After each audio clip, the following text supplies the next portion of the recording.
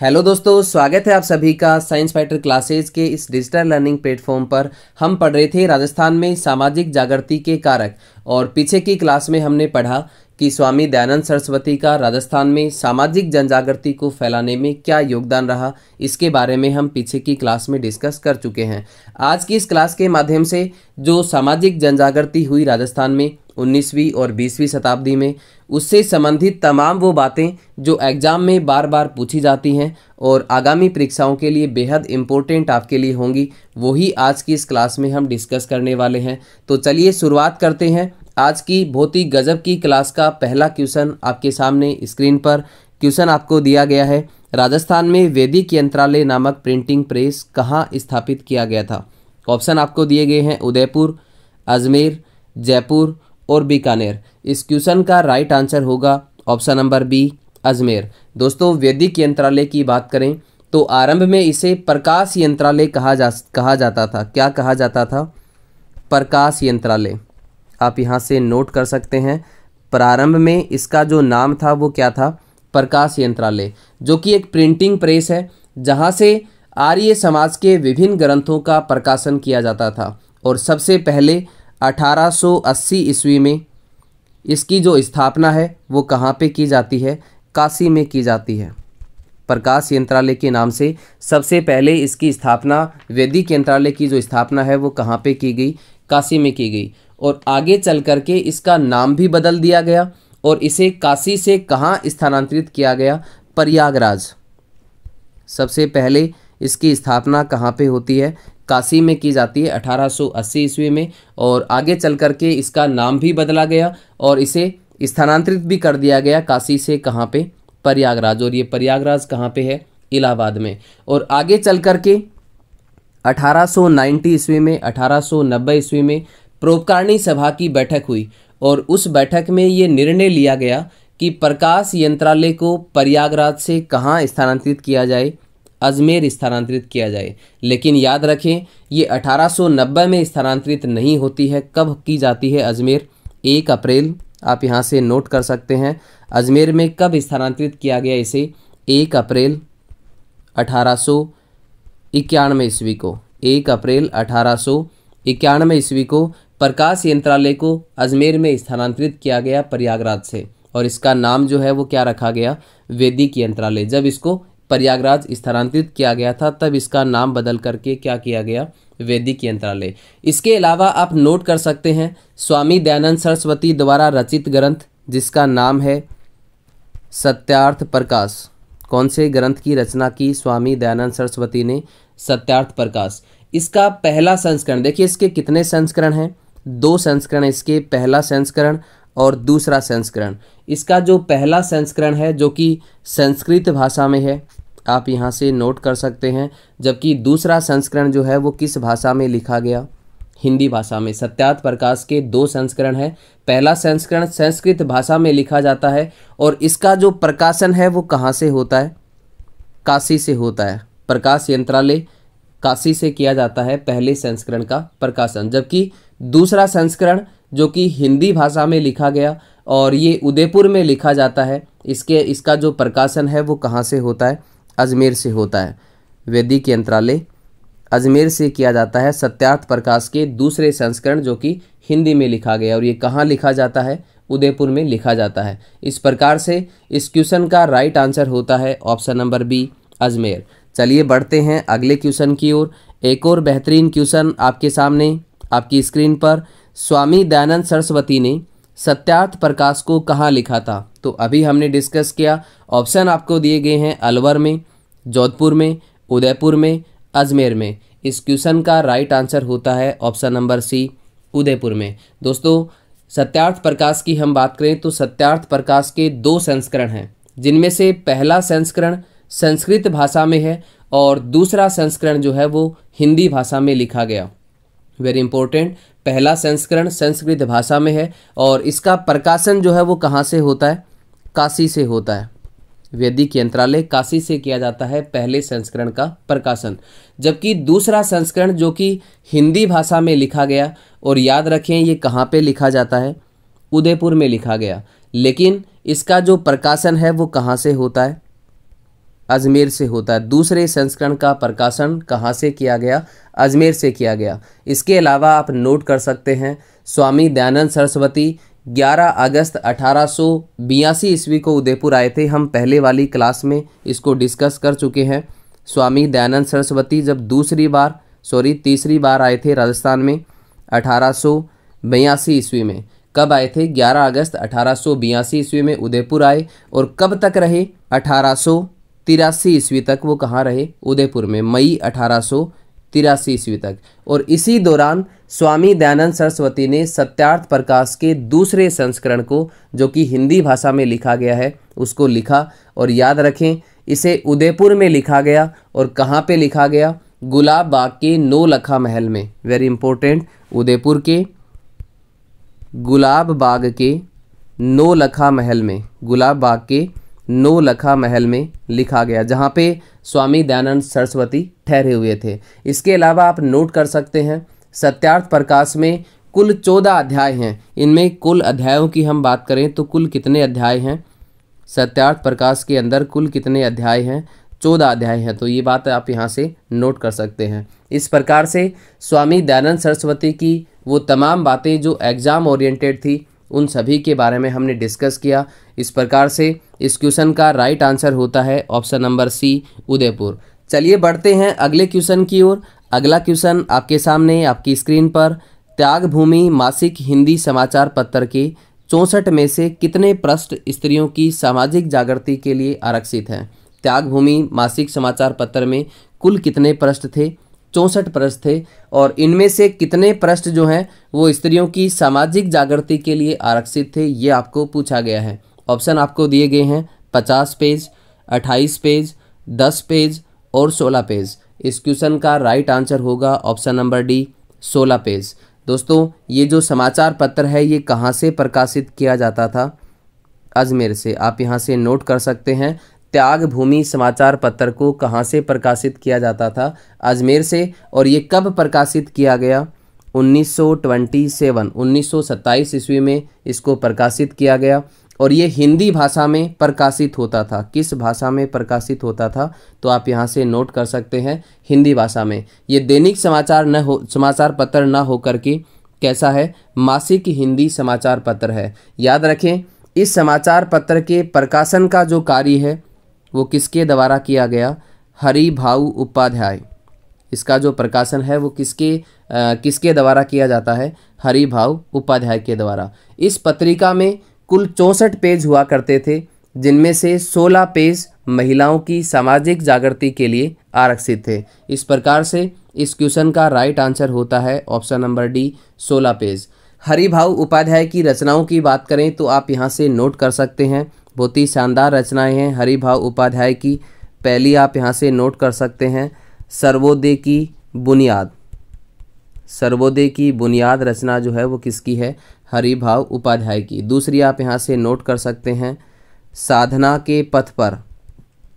साधना के पथ पर ये रचना भी किसकी है? हरिभाऊ उपाध्याय की। इसके अलावा तीसरी आप यहाँ से नोट कर सकते हैं युग धर्म। तो ये सभी रचनाएं जो हैं वो किसकी हैं? हरिभाऊ उपाध्याय की हैं। दोस्तों, हरिभाऊ उपाध्याय सामाजिक जागृति के लिए काम करते थे और इन्होंने अजमेर में हटुंडी नामक स्थान पर 2 संस्थान भी चलाए हैं। उनको भी आप यहाँ से नोट कर सकते हैं। पहला, महिला शिक्षा सदन। वेरी इंपॉर्टेंट, महिला शिक्षा सदन की जो स्थापना है वो किसके द्वारा की जाती है? हरिभाऊ उपाध्याय के द्वारा। और कब की जाती है ये भी आप यहाँ से नोट कर सकते हैं, 1927 ईस्वी में। इसके अलावा दूसरा आप यहाँ से नोट करें सस्ता साहित्य मंडल। सस्ता साहित्य मंडल की स्थापना भी किसके द्वारा की गई? हरिभाऊ उपाध्याय के द्वारा। और इसकी स्थापना कब की जाती है? 1925 ईस्वी में की जाती है। इसके अलावा औदुंबर नामक मासिक पत्रिका का जो प्रकाशन है वो भी हरिभाऊ उपाध्याय के द्वारा ही किया जाता था। कौन सी पत्रिका?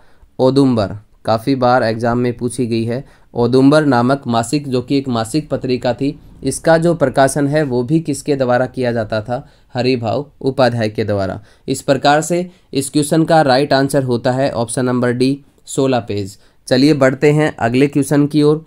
अगला क्वेश्चन आपके सामने आपकी स्क्रीन पर, राजस्थानी हरिजन सेवा सेवक संघ की स्थापना कहाँ पे हुई और कब हुई थी, ये आपको पूछा गया है। ऑप्शन आपको दिए गए हैं, बांसवाड़ा में 1928 में, अजमेर में 1934 में, बांसवाड़ा में 1934 में और अजमेर में 1928 में। इस क्वेश्चन का राइट आंसर होगा option number B, Ajmer 1934। Mahatma Gandhi के द्वारा 1932 ईस्वी में हरिजन सेवक संघ की स्थापना की जाती है राष्ट्रीय स्तर पर, और देश भर में इसकी अनेक शाखाएं भी खोली गई। राजस्थान में भी इसकी शाखा खोली जाती है जो कि अजमेर में खोली जाती है, और कब खोली जाती है, 1934 ईस्वी में। इस प्रकार से राजस्थानी हरिजन सेवक संघ की स्थापना जो है वो अजमेर में होती है, और कब होती है, 1934 ईस्वी में। इसके अध्यक्ष की बात करें तो इसका अध्यक्ष किसे बनाया जाता है, हरविलास सारदा को। वेरी इंपॉर्टेंट, किसे बनाया जाता है, हरविलास सारदा को इसका अध्यक्ष बनाया जाता है। जबकि इसका मंत्री जो है वो किसे बनाया जाता है, राम नारायण चौधरी को। दोनों ही बातें यहाँ पे इम्पोर्टेंट हैं। राम नारायण चौधरी जिनका संबंध कहाँ से है, सीकर से है। हरविलास सारदा को इसका अध्यक्ष बनाया जाता है और राम नारायण चौधरी को इसका मंत्री बनाया जाता है। और आगे चल करके 1937 ईस्वी में हरिजन सेवक संघ को अजमेर से जयपुर स्थानांतरित कर दिया जाता है। वेरी इंपॉर्टेंट, इसकी स्थापना अजमेर में होती है, लेकिन आगे चल करके 1937 ईस्वी में इसे अजमेर से कहाँ स्थानांतरित किया गया, जयपुर स्थानांतरित किया गया। कहाँ पे स्थानांतरित किया जाता है, जयपुर। इस प्रकार से इस क्वेश्चन का राइट आंसर होता है ऑप्शन नंबर बी, अजमेर 1934। चलिए बढ़ते हैं अगले क्वेश्चन की ओर। अगला क्वेश्चन आपके सामने आपकी स्क्रीन पर, निम्न में से किस संस्था ने अछूतों की शिक्षा के लिए चूरू में कबीर पाठशाला स्थापित की थी। ऑप्शन आपको दिए गए हैं, सर्वहितकारिणी सभा, बीकानेर प्रजामंडल, बीकानेर राज्य प्रजा परिषद, लोक परिषद। इस क्वेश्चन का राइट आंसर होगा ऑप्शन नंबर ए, सर्वहितकारिणी सभा। दोस्तों, सर्वहितकारिणी सभा की स्थापना की हम बात करें तो इसकी स्थापना 1907 ईस्वी में की जाती है, और कहाँ पे की जाती है, चूरू जिले में। कहाँ पे की जाती है, चूरू में की जाती है। और इसके संस्थापक की बात करें तो आप यहाँ से नोट कर सकते हैं, कन्हैयालाल ढूंढ, इसके अलावा स्वामी गोपाल दास। कन्हैयालाल ढूंढ और इसके अलावा स्वामी गोपाल दास जो हैं वो इसके क्या थे, संस्थापक थे। इन दोनों ने मिलकर के ही चूरू में सर्वहितकारिणी सभा की स्थापना की थी। इसके अलावा आप यहाँ से नोट कर सकते हैं, इस सभा के कुल उद्देश्यों की बात करें तो इस सभा में कुल कितने उद्देश्य रखे जाते हैं, 18 उद्देश्य रखे जाते हैं। पहला आप यहाँ से नोट कर सकते हैं, विद्या का प्रचार प्रसार करना। पहला उद्देश्य क्या था इसका, विद्या का प्रचार प्रसार करना। और इसके अंतर्गत चूरू में एक पुस्तकालय, इसके अलावा 2 पाठशालाएं स्थापित की जाती हैं। और पहली आप यहाँ से नोट करें, पहली पाठशाला जो है वो कौन सी खोली जाती है, कबीर पाठशाला। कबीर पाठशाला, जिसका मुख्य उद्देश्य था दलितों को शिक्षा देना। इसके अलावा दूसरी की हम बात करें तो दूसरी पाठशाला खोली जाती है कन्या पाठशाला। कन्या पाठशाला, और इन दोनों पाठशालाओं की जो स्थापना है वो कहाँ पे की जाती है, चूरू में की जाती है। दलितों को शिक्षा देने के लिए कबीर पाठशाला की स्थापना की गई, जबकि लड़कियों को शिक्षा देने के लिए कन्या पाठशाला की स्थापना की जाती है, कहाँ पे, चूरू में। इस प्रकार से इस क्वेश्चन का राइट आंसर होता है ऑप्शन नंबर ए, सर्वहितकारिणी सभा। चलिए बढ़ते हैं अगले क्वेश्चन की ओर। अगला क्वेश्चन आपके सामने आपकी स्क्रीन पर, स्वामी गोपाल दास जी ने 1907 में सर्वहितकारिणी सभा की स्थापना कहाँ की थी। ऑप्शन आपको दिए गए हैं, चूरू, अजमेर, टोंक और बांसवाड़ा। अभी हमने डिस्कस किया सर्वहितकारिणी सभा की स्थापना कन्हैयालाल ढूंढ, इसके अलावा स्वामी गोपाल दास के द्वारा की जाती है 1907 ईस्वी में। कहाँ पे की जाती है, चूरू में की जाती है। तो इस प्रकार से इस क्वेश्चन का राइट आंसर होता है ऑप्शन नंबर ए, चूरू। चलिए बढ़ते हैं अगले क्वेश्चन की ओर। अगला क्वेश्चन आपके सामने आपकी स्क्रीन पर, जीवन शिक्षा कुटीर की स्थापना किसने की थी। ऑप्शन आपको दिए गए हैं, पंडित हरिभाऊ उपाध्याय, पंडित हीरालाल शास्त्री, दुर्गादत्त शास्त्री और टीकाराम पालीवाल। इस क्वेश्चन का राइट आंसर होता है ऑप्शन नंबर बी, पंडित हीरालाल शास्त्री। दोस्तों, हीरालाल शास्त्री वो व्यक्ति हैं जो राजस्थान के पहले मनोनीत मुख्यमंत्री बने थे और समाज सुधारक भी थे। इसके अलावा स्वतंत्रता सेनानी थे और हमारे संविधान निर्मात्री सभा के राजस्थान के जयपुर से संविधान सभा के सदस्य भी थे। और आगे चल कर के राजस्थान के एकीकरण के समय इन्हें वरद राजस्थान का प्रधानमंत्री भी बनाया गया था। दोस्तों, इनकी पत्नी का नाम था रत्न शास्त्री। क्या नाम था? रतन शास्त्री। और इनकी पुत्री का नाम था शांताबाई। इनकी पुत्री का नाम क्या था? शांताबाई, जिसका 12 साल की उम्र में आकस्मिक निधन हो जाता है। 1935 ईस्वी में शांताबाई का निधन हो जाता है। और याद रखें, अपनी पुत्री शांताबाई की याद में इसके नाम पर शांताबाई कुटीर, जिसको हम जीवन शिक्षा कुटीर कहते हैं, इसकी स्थापना की जाती है 1935 ईस्वी में। किसके द्वारा? पंडित हीरालाल शास्त्री के द्वारा। और इसकी स्थापना कहाँ पे की जाती है? निवाई टोंक में। कहाँ पे की गई? निवाई टोंक में की जाती है। और आगे चल कर के 1943 ईस्वी में इसका नाम बदल करके क्या कर दिया जाता है? वनस्थली विद्यापीठ, जो कि कहाँ पे स्थित है? वनस्थली विद्यापीठ कहाँ पे स्थित है? निवाई टोंक में स्थित है। इसके अलावा याद रखें, ग्राम पुनर्निर्माण कार्यक्रम भी हीरालाल शास्त्री के द्वारा ही संचालित किया जाता था। वेरी इंपॉर्टेंट, ग्राम पुनर्निर्माण कार्यक्रम जो है वो किसके द्वारा संचालित किया जाता था?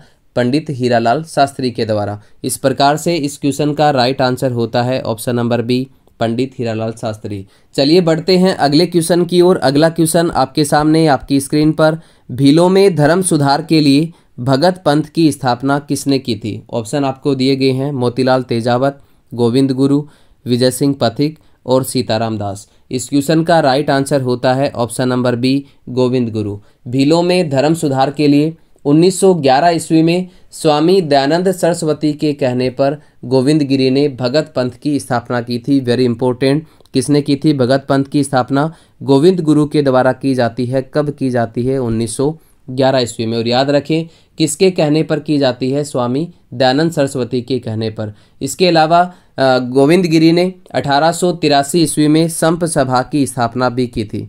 संप सभा की जो स्थापना है वो कब की जाती है?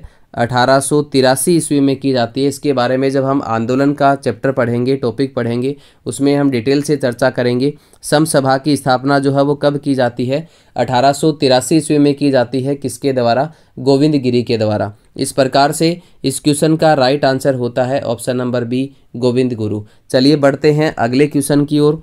अगला क्वेश्चन आपके सामने आपकी स्क्रीन पर, 1935 में डूंगरपुर में किसके द्वारा हरिजन सेवा समिति की स्थापना की गई थी? ऑप्शन आपको दिए गए हैं, भोगीलाल पंड्या, माणिक्यलाल वर्मा, गोविंद गिरी और सुरमल दास। इस क्वेश्चन का राइट आंसर होता है option number A, Bhogilal Pandya. सबसे पहले डूंगरपुर में भोगीलाल पांड्या ने ही हरिजन सेवा समिति की स्थापना की थी। और कब की थी? 1935 ईस्वी में की जाती है। और यहीं पे आप नोट कर सकते हैं, इन्हीं के द्वारा वागड़ सेवा मंदिर की स्थापना की जाती है। वागड़ सेवा मंदिर की स्थापना, वागड़ सेवा मंदिर की स्थापना भी किसके द्वारा की जाती है? भोगीलाल पांड्या के द्वारा ही की जाती है। और कहाँ पे की जाती है? डूंगरपुर में की जाती है। कब की जाती है? 1935 ईस्वी में की जाती है। इसके अलावा आगे चल कर के 1938 ईस्वी में सेवा संघ की स्थापना की भोगीलाल पांड्या ने। सेवा संघ की स्थापना किसके द्वारा की गई? भोगीलाल पांड्या के द्वारा की गई। कब की जाती है? 1938 ईस्वी में की जाती है। इसके अलावा आप याद रख सकते हैं वनवासी सेवा संघ, वनवासी सेवा संघ। और वनवासी सेवा संघ की जो स्थापना है वो किसके द्वारा की जाती है? मोतीलाल तेजावत के द्वारा। जबकि सेवा संघ की स्थापना जो है वो किसके द्वारा की जाती है? भोगीलाल पांड्या के द्वारा। इसके अलावा आप नोट कर सकते हैं आदिवासी संघ, वाल्मीकि संघ और अस्पृश्यता संघ जो है इसकी स्थापना किसके द्वारा की जाती है? पंडित हरि नारायण शर्मा। वेरी इंपॉर्टेंट, हरि नारायण शर्मा के द्वारा। हरि नारायण शर्मा के द्वारा किसकी स्थापना की जाती है? आदिवासी संघ, वाल्मीकि संघ, इसके अलावा अस्पृश्यता संघ जो है, इन तीनों की स्थापना किसके द्वारा की जाती है? पंडित हरि नारायण शर्मा के द्वारा। इस प्रकार से इस क्वेश्चन का राइट आंसर होता है option number A, Bhogilal Pandya. चलिए बढ़ते हैं अगले क्वेश्चन की ओर। अगला क्वेश्चन आपके सामने आपकी स्क्रीन पर, शोभालाल गुप्ता द्वारा किस स्थान पर हरिजन एवं भीलों के विकास हेतु एक आश्रम की स्थापना की गई थी? ऑप्शन आपको दिए गए हैं बांसवाड़ा, अलवर, वर्धा और सागवाड़ा। इस क्वेश्चन का राइट आंसर होता है ऑप्शन नंबर डी, सागवाड़ा। और ये सागवाड़ा कहाँ पे है? डूंगरपुर में। सागवाड़ा कहाँ पे है? डूंगरपुर में। और याद रखें, सागवाड़ा डूंगरपुर में ही माणिक्यलाल वर्मा ने खांडालाई आश्रम की स्थापना की थी। वेरी इंपॉर्टेंट, जो काफ़ी बार एग्जाम में पूछा जाता है। खांडालाई आश्रम आप यहाँ से नोट कर सकते हैं। खांडालाई आश्रम की जो स्थापना है वो किसके द्वारा की जाती है? माणिक्यलाल वर्मा के द्वारा की जाती है। और कहाँ पे की जाती है? सागवाड़ा डूंगरपुर में। चलिए बढ़ते हैं अगले क्वेश्चन की ओर। अगला क्वेश्चन आपके सामने आपकी स्क्रीन पर। चित्तौड़गढ़ में सर्वोदय साधना आश्रम की स्थापना किसने की थी? ऑप्शन आपको दिए गए हैं सिद्धराज ठड्डा, के.एम. मुंशी, माणिक्यलाल वर्मा और जिन विजय मुनि के द्वारा। इस क्वेश्चन का राइट आंसर होगा ऑप्शन नंबर डी, जिन विजय मुनि के द्वारा। सर्वोदय साधना आश्रम की जो स्थापना है वो कब हुई थी? 1950 ईस्वी में की जाती है। कहाँ पे की जाती है? चंदेरिया चित्तौड़गढ़ में। कहाँ पे की जाती है? चंदेरिया चित्तौड़गढ़ में की जाती है। और किसके द्वारा की जाती है? जिन विजय मुनि के द्वारा। चलिए बढ़ते हैं अगले क्वेश्चन की ओर। अगला क्वेश्चन आपके सामने आपकी स्क्रीन पर। उदयपुर में राजस्थान महिला परिषद की संस्थापक कौन थी? ऑप्शन आपको दिए गए हैं शांता त्रिवेदी, कृष्णा व्यास, लक्ष्मी देवी काबरा और कमला स्वाधीन। दोस्तों, राजस्थान महिला परिषद की जो स्थापना है वो कब की जाती है? 1947 ईस्वी में। और किसके द्वारा की जाती है? शांता त्रिवेदी के द्वारा। इस प्रकार से इस क्वेश्चन का राइट आंसर होता है option number A, Shanta Trivedi. चलिए बढ़ते हैं अगले क्वेश्चन की ओर। अगला क्वेश्चन आपके सामने आपकी स्क्रीन पर। भीलवाड़ा में 1944 में किसने महिला आश्रम की स्थापना की थी? ऑप्शन आपको दिए गए हैं नारायणी देवी वर्मा, रतन शास्त्री, अंजना देवी और शांता त्रिवेदी। इस क्वेश्चन का राइट आंसर होता है ऑप्शन नंबर ए, नारायणी देवी वर्मा, जो कि माणिक्यलाल वर्मा की पत्नी थी। चलिए बढ़ते हैं अगले क्वेश्चन की ओर। अगला क्वेश्चन आपके सामने आपकी स्क्रीन पर। कन्या वध को गैरकानूनी घोषित करने वाली राजस्थान की पहली रियासत कौन सी थी? ऑप्शन आपको दिए गए हैं झालावाड़, जयपुर, शाहपुरा और कोटा। इस क्वेश्चन का राइट आंसर होगा ऑप्शन नंबर डी, कोटा। कन्या वध को गैरकानूनी घोषित करने वाली राजस्थान की जो पहली रियासत थी वो कौन सी थी? कोटा। तो आज के लिए दोस्तों इतना ही। कल मिलते हैं कुछ और नए क्वेश्चंस के साथ। तब तक के लिए आप सभी साथियों का बहुत बहुत धन्यवाद। जय हिंद, जय भारत।